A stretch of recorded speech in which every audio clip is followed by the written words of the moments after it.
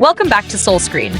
Today, we're diving into one of the most talked about dramas of the moment, a series that has completely taken over timelines, forums, group chats, and literally every K-drama circle online.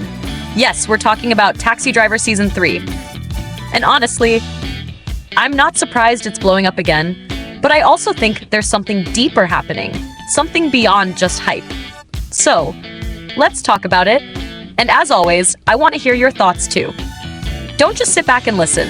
Tell me what you think in the comments, because this one is definitely going to get people talking. So the big question popping up everywhere is this. Why is Taxi Driver Season 3 going so insanely viral? Why is it suddenly back on top of every ranking, every trending list, and every discussion feed? And it's not just trending lightly. It's dominating. On its first week of airing, Taxi Driver 3 immediately shot to the #1 spot on Good Data Corporation's weekly list of the most buzzworthy dramas. That ranking is based on news articles, blog posts, online communities, videos, and social media content. So basically, everywhere people talk about dramas, Taxi Driver 3 is at the center. And it gets even better. Lee Je Hoon himself entered the list of the most talked about Korean drama actors and debuted straight at #1.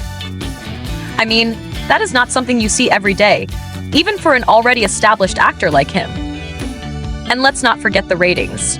On December 5th, according to Nielsen Korea, the drama pulled an 8.9% rating in its third week. That made it the highest-rated drama across all TV channels that week. Just imagine that for a moment. With all the strong titles airing this season, Taxi Driver 3 came out on top as the rating leader. That already tells you something interesting is happening. But what exactly is driving all this attention? Why this season? I want to break this down with you, not just as news, but from a viewer's perspective. And honestly, I want to know if you feel the same way about these points or if you see something else going on. First, one of the biggest strengths of Taxi Driver 3 is how it portrays criminal cases that feel painfully real. This has always been a signature of the series, but Season 3 pushes it even further. The cases aren't exaggerated fantasy scenarios. They're drawn from things that actually happen in real life, especially in South Korea. Online gambling scams, illegal loan operations, trafficking networks. These are issues people read about in the news every single day. So when the drama puts them on screen, it hits close to home. You're not just watching action, you're watching the darker shadows of society play out right in front of you. A lot of viewers say the detail and realism make them feel both angry and emotional. And honestly, I felt that too. It's frustrating because these things do happen in real life, but at the same time, there's this strange comfort watching Rainbow Taxi step in to bring justice, even if it's fictional. The drama becomes this imaginary space where justice is actually served, where victims are finally heard, and where someone is fighting for them. Maybe that's why people feel so attached to this series. It's not just entertainment, it's emotional release. Tell me what you think. Do you also feel that sense of relief when Rainbow Taxi takes down the villains? Because I do. Even if it's just a drama, it gives this temporary hope that justice can still exist. Now let's talk about something else that people have been buzzing about: the new villains. Season 3 introduces a whole lineup of antagonists who feel more evolved, more complex, and frankly, more terrifying than before. The drama wastes no time. Just in the first 2 episodes, we're thrown into the Nico Money Network, a criminal group operating globally in illegal loans and human trafficking. And with the inclusion of Japanese actor Sho Kasamatsu, the entire atmosphere of the show feels more international, more layered. Almost like the criminal world the series is building is expanding beyond borders. And I have to say, this is one of the smartest moves the production team has made. Because when you're already on Season 3, you can't repeat the same villain formula. You have to raise the stakes. You have to give the viewers a reason to feel like the story is growing. And they did exactly that. Plus, the production team teased 6 new villains with completely different personalities and backstories. One of the most anticipated is Yoon Si-yoon's appearance as a villain in the 3rd episode. Fans are excited not just because he's a talented actor, but because of the transformation he went through. The production team revealed that he even lost an extreme amount of weight just to embody this character. That kind of dedication tells you he's not just playing the role, he's becoming it. And you know what that usually means? A memorable villain. Villains who go all the way like that tend to become the ones viewers can't stop talking about. Let me ask you this. Which villain so far is your favorite or most memorable? And do you think Season 3 has stronger antagonists than the previous seasons? I actually think they're doing a great job making the villains unpredictable, which is something many action dramas struggle with. When you can't guess the villain's next move, the tension becomes real. Next, we have to talk about the heart of the series, the Rainbow Taxi Team. If you've been watching since Season 1, you already know that the chemistry among the team members is one of the biggest reasons people stay invested. Kim Do-ji, Jang Sung-chul, An Go-eun, Choi Kyung-gu, and Park Jin-aeon feel less like a workplace team and more like a family. And in Season 3, that chemistry is even stronger.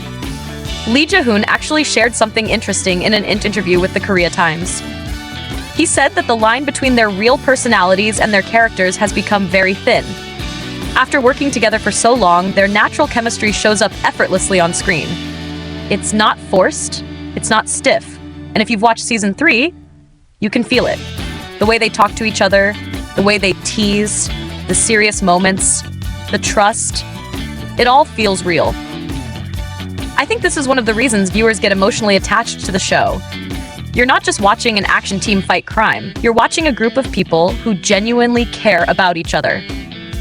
And when the emotional stakes hit, they hit harder because you care about these characters too. Actually, let me throw this question to you. Who is your favorite member of the Rainbow Taxi Team? And who do you think has grown the most across the 3 seasons? I feel like everyone has evolved, but I'm curious which one stands out to you. Now here's something that sometimes gets overlooked, but is very important. Expectations. Taxi Driver Seasons 1 and 2 were huge successes. Season 1 started with a 10% rating and ended with 16%. Season 2 started even higher at 12% and reached a peak of 25.6%, making it one of the most successful SBS dramas ever. So walking into Season 3, people already had incredibly high expectations. And high expectations can be dangerous. They can make viewers extra critical or quick to judge. But Season 3 didn't just meet expectations, it exceeded them. The ratings are strong, the buzz is non-stop, the story is consistent, and most importantly, the quality didn't drop. That's one of the hardest things to maintain once a drama goes beyond 2 seasons. But Taxi Driver 3 managed to keep its storytelling tight while still introducing new elements. To me, this shows that the production team isn't just continuing the series because it's profitable. They're actually committed to building a bigger world for Rainbow Taxi and taking the story somewhere new. And fans appreciate that. You can feel when a show is made with care versus when it's being dragged out. Let's move on to the emotional core of the drama: revenge. Taxi Driver has always been rooted in stories of victims, and Season 3 continues to explore revenge not just as a plot device, but as an emotional journey. The show doesn't glorify violence or revenge. Instead, it focuses on the pain, trauma, and hopelessness that victims experience. And when Rainbow Taxi steps in, the revenge feels more like a path to healing than just retaliation. This is what sets Taxi Driver apart from other action series. It isn't just fighting scenes. It isn't just cool missions. It's the emotional depth. You feel the victim's pain. You feel their helplessness. Some of their stories are heartbreaking. And when justice is delivered, even in a fictional setting, that emotional release is powerful. Maybe this is why Taxi Driver 3 hits so hard emotionally. It reflects the idea that justice in real life doesn't always work the way it should. But in Rainbow Taxi's world, someone is always willing to fight on your behalf. It gives viewers a sense of hope in a world where that isn't always possible. Let me ask you this. Which case from Taxi Driver, whether from Season 1, 2, or 3, left the biggest emotional impact on you? I feel like everyone has at least one story that they can't forget. And before we wrap up, let's be honest here. Taxi Driver 3 is doing something very few long-running dramas manage to do. It's getting better. The action is tighter, the storyline is bolder, the emotional beats are stronger, and the issues it addresses are more relevant than ever. It's not just an action drama. It's a reflection of society's hidden wounds. It's a place where justice finally gets a voice. even if it's fictional. With the momentum it's gaining right now, there's no doubt that people will continue talking about this season for weeks, maybe even months.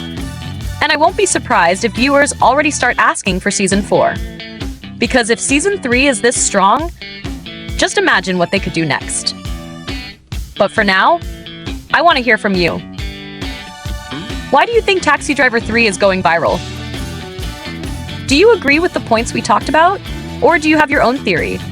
Let me know in the comments because I love hearing different perspectives, and your thoughts might even spark another discussion in the community. Thanks for watching Soul Screen. Stay tuned, stay curious, and I'll see you in the next video.